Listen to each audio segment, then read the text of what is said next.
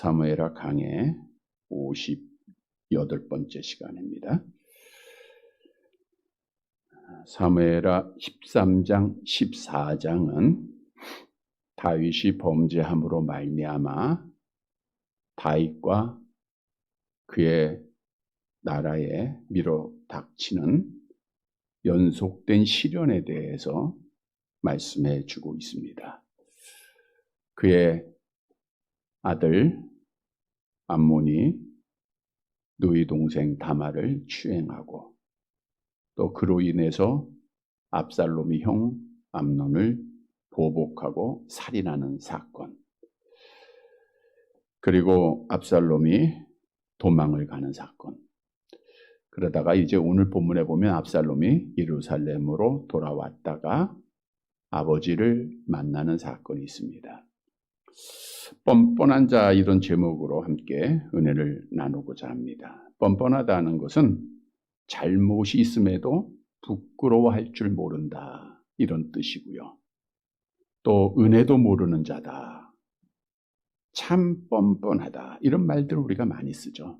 성경에도 보면 아담이 범죄한 이후에 하나님이 책망하자 뻔뻔하게 자기의 잘못을 아내에게 돌리죠. 또 아내는 뱀에게 돌리는 뻔뻔함이 있고요. 가인이 동생 아벨을 죽이고 하나님께서 네 동생이 어디 있느냐 물으실 때 내가 아우를 지키는 자니까 라고 뻔뻔하게 대답하는 모습도 있습니다. 뻔뻔한 자가 사울왕이죠. 하나님의 은혜로 이스라엘의 초대 왕이 되었음에도 불구하고 하나님의 제사장만이 드릴 수 있는 제사를 드리고도 뻔뻔하게 자기를 합리화시킵니다. 하나님께서 아말렉에 모든 것을 붙이시면서 다 멸절시킬 것을 명하셨음에도 불구하고 그가 아가강을 사로잡고 또 살찐 것 기름진 것 다 잡아오죠.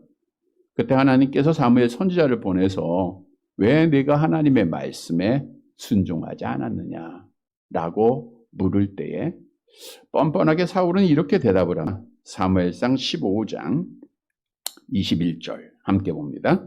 다만 백성이 그 마땅히 멸할 것 중에서 가장 좋은 곳으로 길갈에서 당신의 하나님 여호와께 제사하려고 양과 소를 끌어왔나이다 하는지라. 자기가 한 게 없어요. 누가 있어요? 백성들이 멸해야 할 것 중에 가장 좋은 것들 왜 가져왔어요? 당신의 하나님 여호와께 제사하기 위해서 가져왔다는 거예요. 뻔뻔한 거짓말이죠. 그래서 하나님께서 선지자를 통해서 왕이 여호와의 말씀을 버렸으므로 여호와께서도 왕을 버려 왕이 되지 못하게 하셨다라고 책망하는 말씀을 알 수가 있죠. 이스라엘 백성들이 하나님 앞에 예배를 드립니다. 뻔뻔한 예배를 드리는데 말라기 1장 7절을 한번 볼까요? 말라기 1장 7절 같이 봅니다. 너희가 더러운 떡을 나의 제단에 드리고도 말하기를 우리가 어떻게 주를 더럽게 하였나이까 하는도다. 이는 너희가 여호와의 식탁을 경멸히 여길 것이라 말하기 때문이라. 더러운 떡을 드렸어요. 정말 흠없고 점없는 제물을 드려야 되고요. 깨끗한 소재를 드려야 됨에도 불구하고 더러운 것, 병든 거, 저는 거, 쓸모없는 거 드려놓고 나서 말하기를 우리가 어떻게 주를 더럽게 했습니까? 뻔뻔한 거짓말이죠. 이러한 말들을 합니다. 하나님께서 보내신 선지자들의 말을 듣지 않았던 이스라엘 백성들의 뻔뻔함을 성경은 이렇게 말씀하고 있죠. 에스겔서 2장 4절 함께 봅니다. 이 자손은 얼굴이 뻔뻔하고 마음이 굳은 자니라. 내가 너를 그들에게 보내노니 너는 그들에게 이르기를 주 여호와의 말씀이 이러하시다 하라. 이 자손은 얼굴이 뻔뻔해요. 철면피라 그러죠. 참 뻔뻔합니다. 하나님의 선지자들의 말씀을 듣지 않아요. 마음이 굳은 자입니다. 그리고 잘 들었다라고 얘기를 해요. 들은 척합니다. 그런데 중요한 사실은 뻔뻔한 자들은 반드시 하나님 앞에 심판을 받았다고 하는 거예요. 사울왕이 심판을 받았죠. 이스라엘 백성들이 뻔뻔함으로 심판을 받았죠. 출애굽기 33장 5절에도 이렇게 말씀하고 있죠. 함께 봅니다. 여호와께서 모세에게 이르시기를 이스라엘 자손에게 이르라. 너희는 목이 곧은 백성인즉 내가 한순간이라도 너희 가운데에 이르면 너희를 진멸하리니 너희는 장신구를 떼어내라. 그리하면 내가 너희에게 어떻게 할 것인지 정하겠노라 하셨음이라. 이 말씀은 이스라엘 백성들이 모세가 하나님의 계명을 받기 위하여 시내산에 올라갔을 때 저들이 금송아지 만들어 놓고 뻔뻔하게 제사했을 때의 모습이에요. 뻔뻔한 자들이죠. 하나님의 은혜로 구원받고 나서 금송아지 만들어 놓고 이 송아지가 우리를 애굽에서 구원한 신이라고 찬양하고 있는 거예요. 그래서 하나님께서 이 백성은 목이 곧은 백성이다. 물론 모세가 중보기도하고 살렸지만 결국은 광야 생활하는 데서 다 40년 동안 취급을 당하고 말합니다.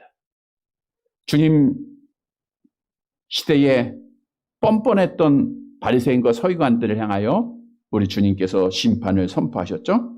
마태복음 23장 27절입니다. 함께 봅니다.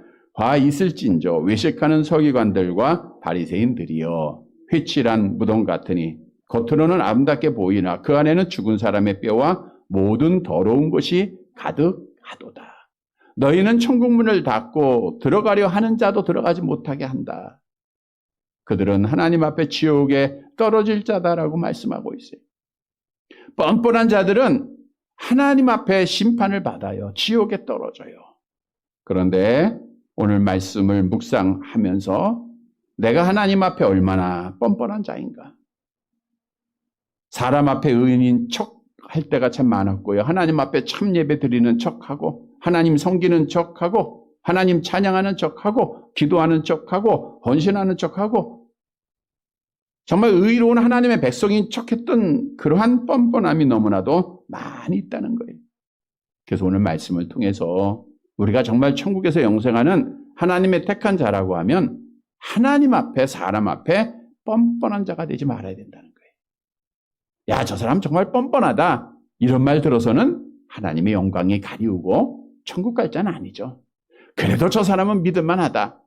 우리 하나님께서도 야, 정말 너는 괜찮아. 나는 너를 믿어. 이런 말 들어야지. 하나님이 보시기에 야, 참 뻔뻔하다.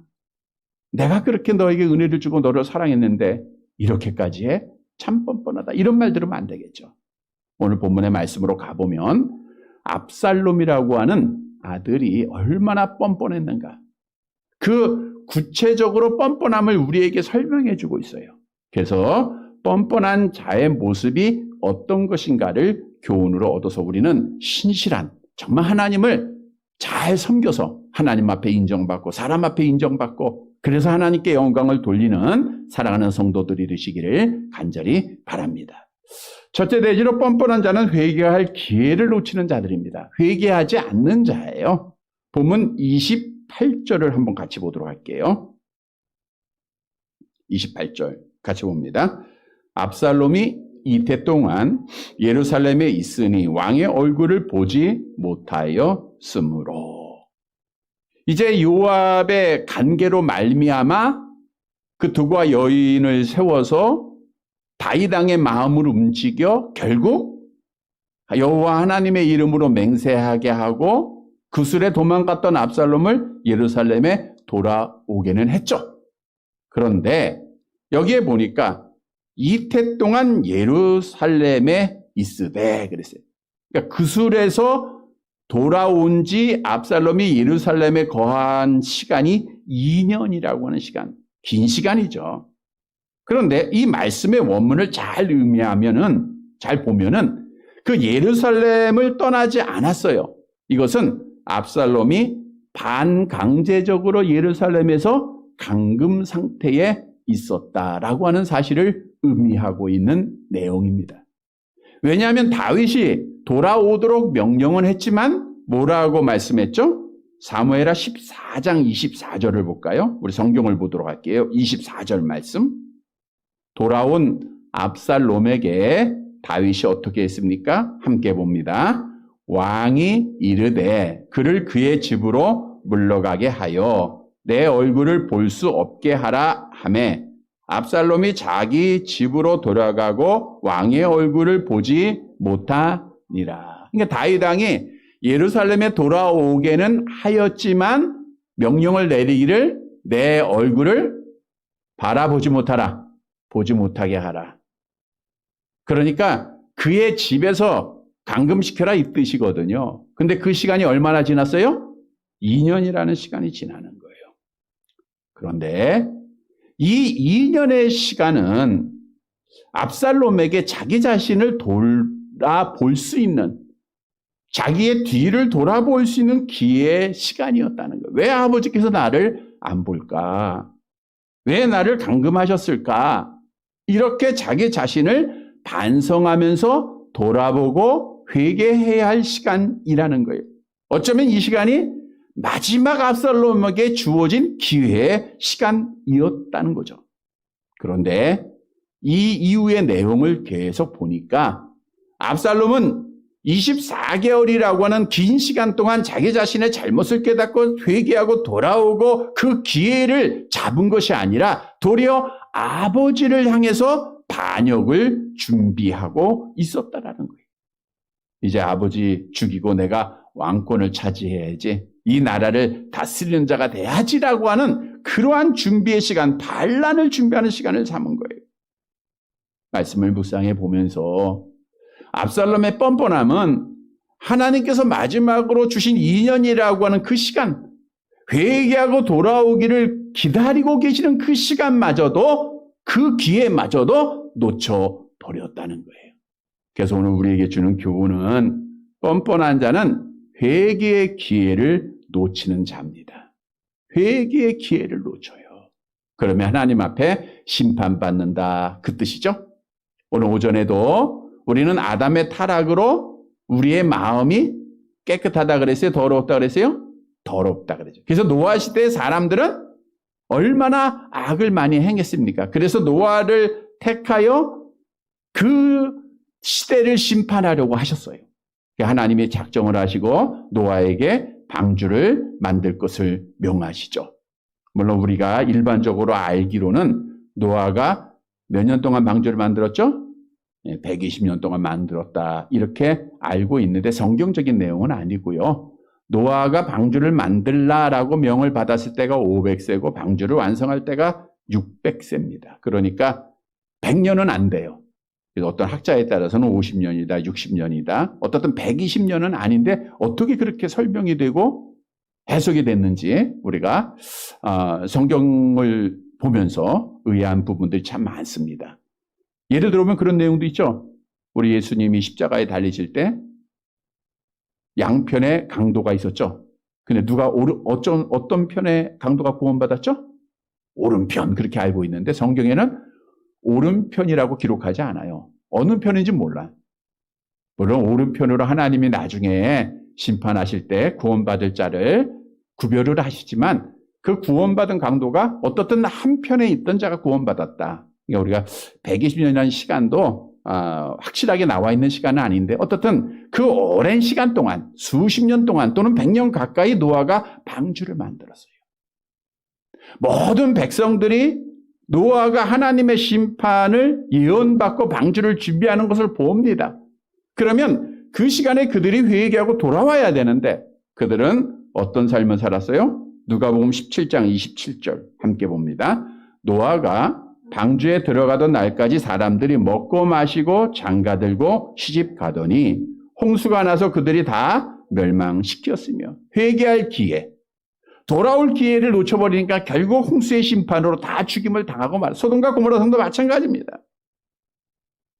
이스라엘 백성들이 애굽의 종살이 중 고통 중에 부르짖을 때 하나님께서 약속을 기억하시고 그들을 구원해 줬어요. 40년 동안 광야 생활을 지켜주십니다. 그리고 가나안에 복을 주셨어요. 그래서 성경에 보니까 잘 살고 잘 먹게 되니까 그들이 하나님을 잊어버려요. 우상을 겸하여 섬깁니다. 하나님의 마음이 얼마나 아팠을까요? 그래서 하나님께서는 그들을 바로 심판한 것이 아니라 하나님의 선지자들을 계속 보내셨어요. 야, 회개하고 돌아와라.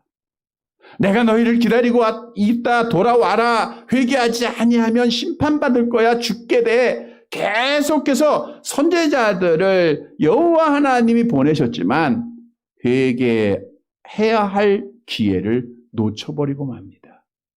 그래서 결국 북이스라엘은 아수르에, 남유다는 바벨론의 멸망을 받게 되죠. 성경도 그 말씀을 증거하고 있는 거예요. 에레미야 35장 15절 함께 봅니다.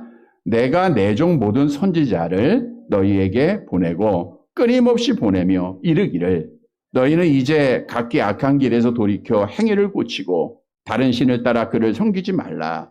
그리하면 너희는 내가 너희와 너희 선조에게 준 이 땅에 살리라 하여도 너희가 귀를 기울이지 아니하며 내게 순종하지 아니하였느니라. 얼마나 뻔뻔한 모습입니까?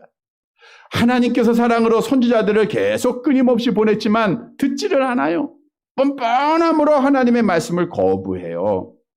여러분, 그런데 오늘날 뻔뻔하게 회개하지 못하는 자들이 교회 안에도 너무나도 많이 있다는 거예요. 하나님의 말씀을 계속 듣습니다. 깨닫습니다. 죄를 압니다. 그런데 회개가 안 돼요. 두 손 들고 하나님 앞에 나는 죄인입니다 라고 회개하고 돌아오는 자들이 적어지고 있어요. 성경은 이러한 자를 양심의 화인을 맞은 자다, 뻔뻔한 자에 대해서 말씀하고 있죠. 디모데전서 4장 2절 함께 봅니다. 자기 양심이 화인을 맞아서 외식함으로 거짓말하는 자들이라. 양심의 화인을 맞은 자들이 있어요.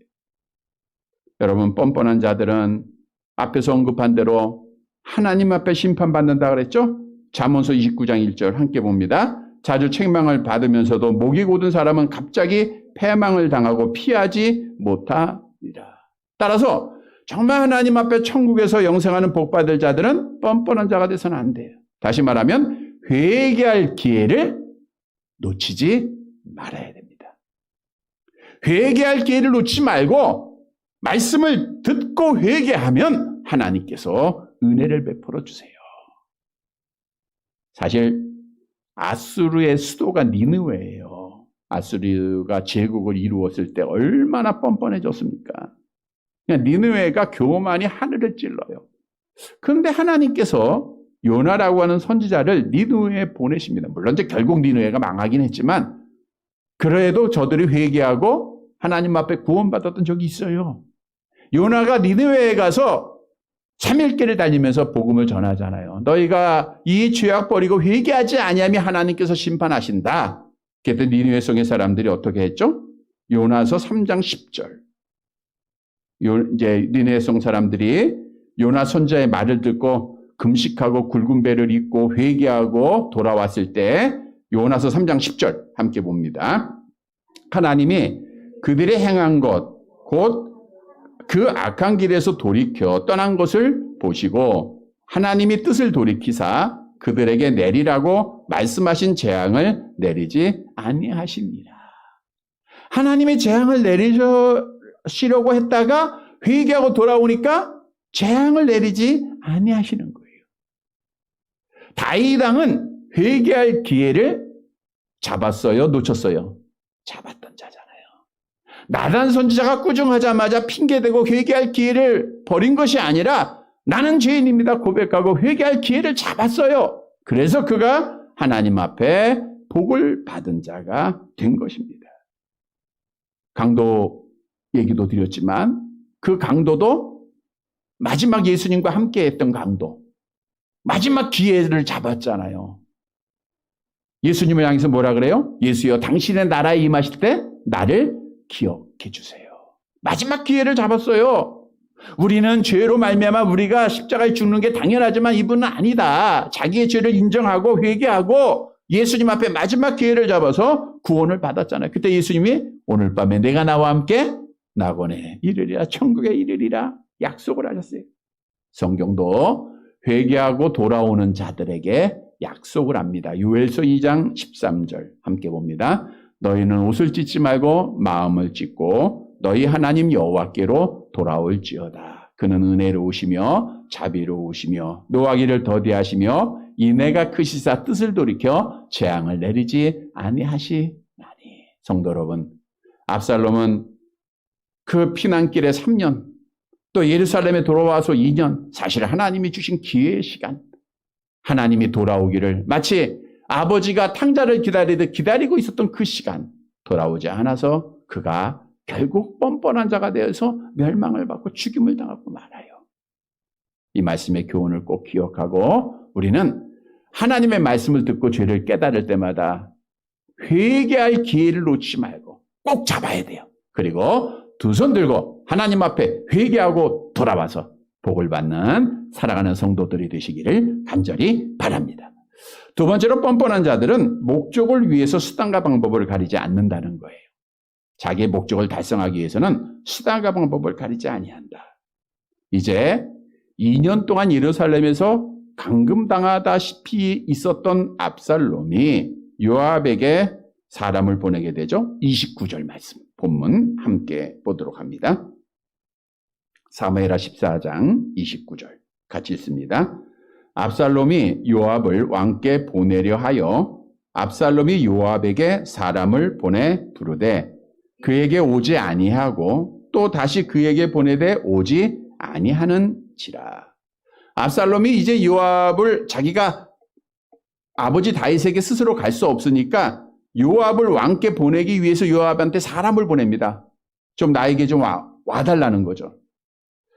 2년이라고는 시간이 지났음에도 왕이 자기를 부르지 않자 압살롬이 그 요압을 이용하려고 했던 거예요. 이 요압은 우리가 잘 아는 대로 압살롬이 구슬 망명 때에 예루살렘으로 돌아오게 한 장본인이죠. 그래서 그에게 도움을 청하기 위해서 부릅니다. 그런데 오늘 본문에 보니까 그에게 안 와요. 압살롬에게 안 옵니다.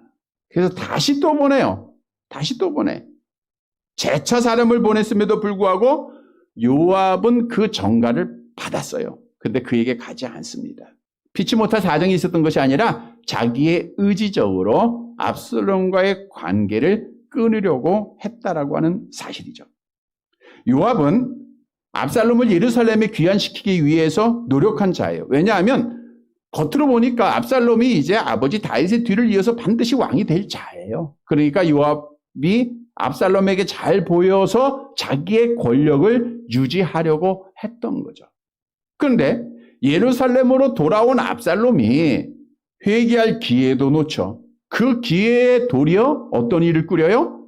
아버지를 대항하는, 반역하는 일을 꾸리고 있었는데 이러한 사실을 요압은 다 파악하고 있었던 거예요.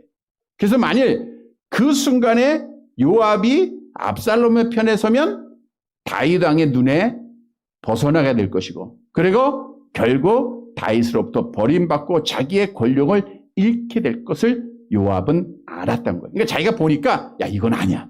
그래서 압살롬과의 관계를 끊고 다윗한테 잘 보이기 위해서 요압은 원래 다윗 사람 앞에 잘 보이려고 했던 자입니다. 우리가 라빠성 전투도 알잖아요. 그가 다 자기가 이겨놓고 다윗 왕을 초청을 하죠. 당신이 마지막 공격해서 당신이 차지한 곳으로 하세요. 라고 해서 다윗 왕한테 신뢰도 받고 마음도 아프게 하면서 어떻든 자기의 권력을 유지했던 자예요. 근데 요압이 생각해보니까 이건 압살롬은 아닌 것 같아. 그래서 압살롬이 불러도 안 가는 거예요. 그랬더니 압살롬이 어떤 일을 행하게 되죠? 본문 30절 말씀 볼까요? 30절 같이 봅니다. 압살롬이 자기의 종들에게 이르되 보라 요압의 밭이 내 밭 근처에 있고 거기 보리가 있으니 가서 불을 지르라 하니라. 압살롬의 종들이 그 밭에 불을 질렀더니 보라 요압의 밭이 내 밭 근처에 있고 그러니까 압살롬 소유의 밭 근처에 요압의 밭이 있었다라는 것을 알 수가 있겠죠. 그러니까 압살롬이 요압을 불러도 안 오니까 요압의 밭에다가 뭐예요? 불을 질러버리는 거예요. 근데 보리가 있다라는 것은 보리는 겨울에 심고 4월, 5월에 걷어두는 거예요. 그러니까 4월, 5월에 추수가 다 돼 있는 상황을 말하고 추수 때요, 추수할 그것이 있다고 하는 거예요. 보리가 있을 그때 압살롬이 종들을 보내가지고 수확기에 있는 요압의 소유의 그 밭에 불을 내서 그 보리밭을 태워 버리는 겁니다. 압살롬은 자기의 목적은 뭐예요? 아버지 다윗을 보는 거예요. 그래서 요압을 이용하려고 했는데 요압이 안 오자 요압의 밭에 불을 질러버린 거죠. 자기의 목적을 달성하기 위해서는 수단과 방법을 가리지 않았던 자다라는 것을 우리가 알게 됩니다. 그래서 요압이 이 사실을 알고 압살롬에게 가게 되죠. 본문 31절입니다. 함께 봅니다. 요압이 일어나 압살롬의 집으로 가서 그에게 이르되 어찌하여 네 종들이 내 밭에 불을 질렀느냐 하니. 왜 나에게 속한 밭에 불을 질렀느냐? 결국 요압은 압살롬한테 가야 안 가요? 가죠. 그러니까 압살롬은 자기의 목적을 달성을 했죠. 그러니까 잘한 거예요? 못한 거예요? 사람들이 볼 때 결과가 좋으니까 잘했어. 이렇게 생각할 거예요. 사람들은요, 과정을 안 보고 결과만 봅니다. 합격을 하면 잘한 거야. 돈을 많이 벌었으면 성공한 거야. 그러나 우리 하나님은 과정을 보신다는 것을 잊지 말아야 됩니다. 우리가 수단 방법 가리지 않는 것은 악한 영의 역사지 성령의 역사가 아니에요. 오늘 본문의 압살롬은 다시 말해서 뻔뻔한 자, 자기의 목적을 위해서는 어떤 방법도 어떤 수단도 동원하는 거예요. 아버지의 앞에 정권을 차기 위해서 그를 죽이려고 했던 자 아닙니까? 이렇게 뻔뻔한 자예요. 그래서 결국 하나님 앞에 심판받았어요. 그래서 오늘 본문이 우리에게 주는 교훈은 뻔뻔한 자는 자기 목적을 위해서 아버지도 없고 방법도 없어요. 수단과 방법 가리지 않습니다.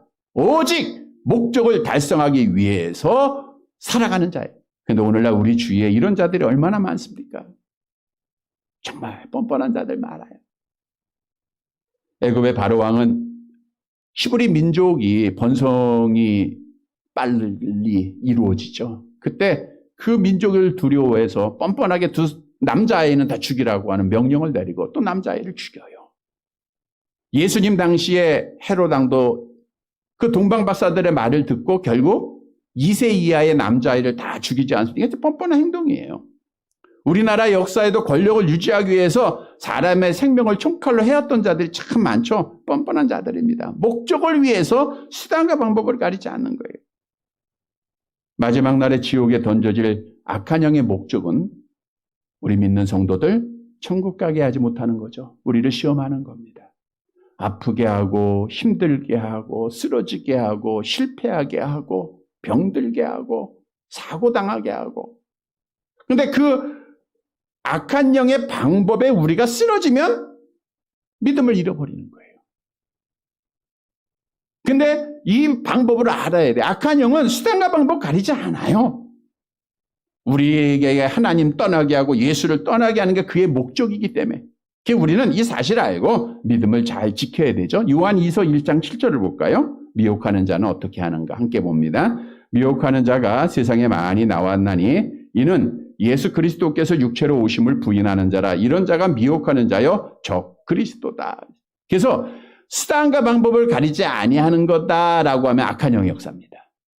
우리 성도들은 따라서 뭐 해야 돼요? 수단과 방법이 아니라 하나님의 말씀, 하나님의 방법대로 해야 돼요. 그게 신앙생활이에요. 그게 복받을 자들입니다. 우리가 성경에도 비유되고 있는 대로 우리가 나쁜 짓을 해가지고 돈을 벌고 사기를 쳐서 돈을 벌고 하나님 앞에 헌금 드리면 하나님이 그걸 받으시겠느냐? 받아요? 안 받아요? 안 받는 거예요. 교회는 받을지 모르죠. 하나님은 안 받으세요. 하나님은 다 아십니다. 여러분들이 드려지는 헌신, 드려지는 예배, 드려지는 기도, 찬양 다 아세요. 여러분의 중심을 보시는 분이 하나님이세요. 그래서 우리는 하나님 앞에 인정받는 자, 하나님의 방법대로 하는 자가 되어야 돼요.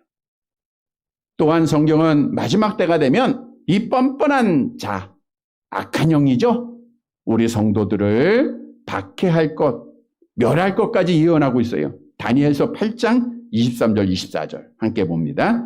이 네 나라 마지막 때에 반역자들이 가득할 즈음에 한 왕이 일어나리니 그 얼굴은 뻔뻔하여 속임수에 능하며 그 권세가 강할 것이나 자기의 힘으로 말미암은 것이 아니며 그가 장차 놀랍게 파괴 행위를 하고 자의를 행하여 형통하며 강한 자들과 거룩한 백성을 멸하리라. 이 뻔뻔한 자가 거룩한 백성을 멸하게 될 때 적그리스도가 일어날 거 성경은 다 예언하고 있어요.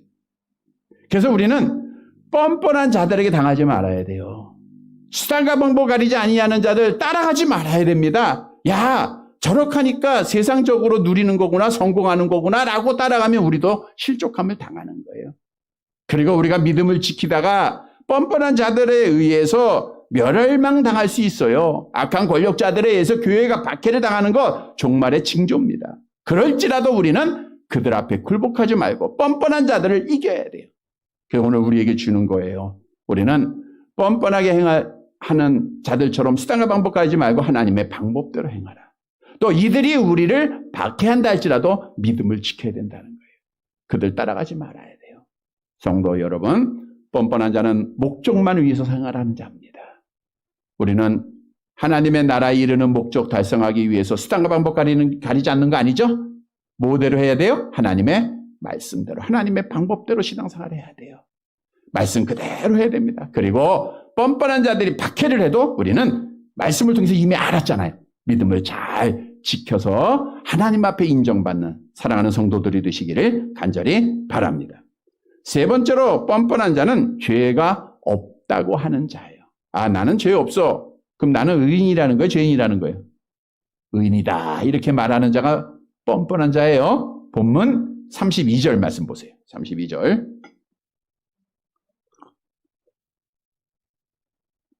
같이 봅니다. 압살롬이 요압에게 대답하되 내가 일찍이 사람을 네게 보내 너를 이리로 오라고 청한 것은 내가 너를 왕께 보내 아래게 하기를 어찌하여 내가 그술에서 돌아오게 되었나이까 이때까지 거기에 있는 것이 내게 나았으리이다 하려 함이로라. 이제는 내가 나로 하여금 왕의 얼굴을 볼 수 있게 하라. 내가 만일 죄가 있으면 왕이 나를 죽이시는 것이 옳으니라 하는지라. 왜 내 밭에 불을 질렀느냐라고 요압이 말하자 압살롬이 그 이유를 대요. 일찍이 내가 사람을 여러 번 보내지 않았느냐. 왜 안 왔느냐는 거죠. 책임을 요압에게 돌려요. 뿐만 아니라 계속 말하기를 왜 나를 예루살렘으로 불렀느냐. 요압이 어떻든 불렀잖아요. 내가 그술에서 돌아오지 않고 거기에 있었는 것이 내게 나았다는 거예요. 그러니까 2년 동안 감금 생활하는 것보다 이방 나라지만 외할아버지 집에서 살고 있었던 것이 더 낫다라고 말하고 있어요. 그리고 중요한 얘기는 32절 하반절에 나와요. 내가 나로 하여금 왕의 얼굴을 볼 수 있게 하라. 그리고 나서 말하기를 내가 만일 죄가 있으면, 이 말은 죄가 있다는 거예요? 없다는 거예요? 없다는 거예요. 내가 만일 죄가 있으면 왕이 나를 죽이는 것이 옳으니라 그랬어요. 내가 만일 죄가 있으면 왕이 나 죽이면 되지 않냐? 이 말은 나는 죄가 없다. 자기의 의인됨을 말하고 있는 거예요. 자, 그런데 우리가 잘 아는 것은 압살롬이 양심상 형 암논을 죽이고 죄라는 걸 깨달았어요? 못 깨달았어요? 자, 그러면 왜 외할아버지 집에 도망갔어요? 잘못이라는 것은 알았잖아요. 아, 이거 아버지한테 또 혼나겠구나. 그리고 도망가잖아요. 그런데 여기서 나는 의인이다라고 말하고 있는 압살롬의 의도는 정당방위라는 거예요. 형 암논이 내 누이 다말을 범했기 때문에 내가 그를 죽인 것은 당연한 거다. 그럴 수 있는 거다. 이게 죄가 아니다. 라고 스스로 자기 자신을 합리화시키고 있는 거예요. 엄청난 잘못된 고백입니다. 내가 죄가 있으면 나는 의인이다. 따라서 요압이 결국 압살롬의 말을 왕께 그대로 전하게 되죠. 33절 함께 봅니다. 요압이 왕께 나아가서 그에게 아뢰되 왕이 압살롬을 부르니 그가 왕께 나아가 그 앞에서 얼굴을 땅에 대어 그에게 절하매 왕이 압살롬과 입을 맞추니라. 이 내용을 그대로 요압이 가서 전하자 다윗이 자기의 아들 압살롬을 부릅니다. 왕궁으로 부르는 거죠. 그래서 얼굴을 땅에 압살롬이 대게 되고 그 순간 왕이 압살롬과 입을 맞추게 되죠. 여기서 입을 맞췄다라는 것은 고대 히브리 사회에는 죄인을 치킨히 여길 때 또는 애정과 환대의 표시로 입을 맞추는 사건이 있습니다. 대표적인 것이 이제 에서가 동생 야곱이 돌아올 때 사실은 어떤 마음이었어요? 죽이려고 했잖아요. 너무 분노가 그치지 않았더라고. 그러다가 하나님의 지시를 받고 그가 동생과 입을 맞추게 되죠. 창세기 33장 4절의 내용이죠. 함께 봅니다. 에서가 달려와서 그를 맞이하여 안고 목을 어금 맞추어 그와 입 맞추고 서로 우니라. 다윗이 압살롬을 치긴히 여겼다. 그거예요. 치긴히 여겼다. 용서했다라고 하는 의미하고는 좀 달라요. 자, 어떻든 오늘 본문에서 우리에게 주는 교훈은 내가 만일 죄가 있으면이라고 하는 압살롬의 뻔뻔함이에요. 압살롬이 뻔뻔했던 것은 자기의 죄를 깨닫지 못한 거. 나는 의인이다 라고 고백한 거. 그래서 결국 그는 하나님 앞에 심판을 받게 돼요.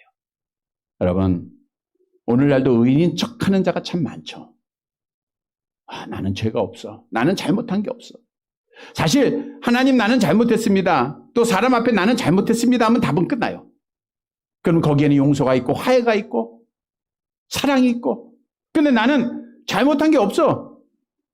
그거는 하나님 앞에 심판받을 일입니다. 우리가 예수님 당시에도 바리새인과 서기관들 어땠어요? 그들이 하나님 앞에 기도할 때 이렇게 기도했죠? 누가복음 18장 11절 12절 함께 봅니다.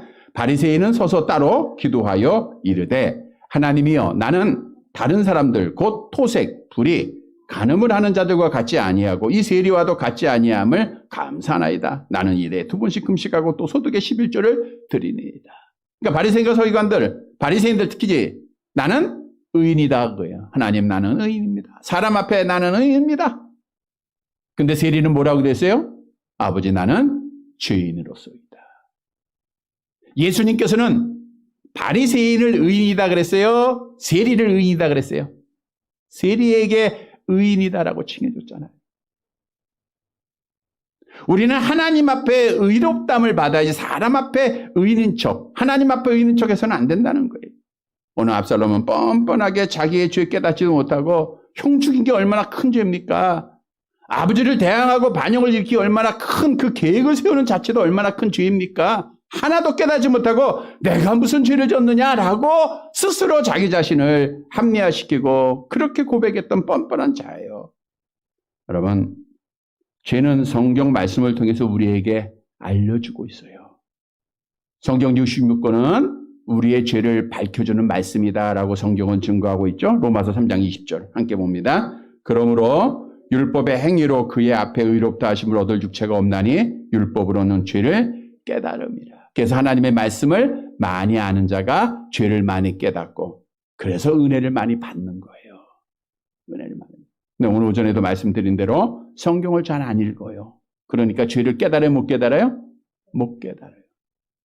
또 성경을 읽고 깨닫는다 할지라도 죄에 대해서 무감각해요. 이게 죄인가? 깨닫고서 잊어버려요. 완악한 마음 때문에 하나님의 말씀을 들어도 죄를 회개를 안 해요. 의인인 척합니다. 그래서 하나님 앞에 심판받는 거예요. 성도 여러분, 오늘 본문의 말씀을 잘 들어야 돼요. 나는 의인입니다 하면 지옥 가는 거예요. 반대로 나는 죄인입니다 하면 천국 가는 겁니다.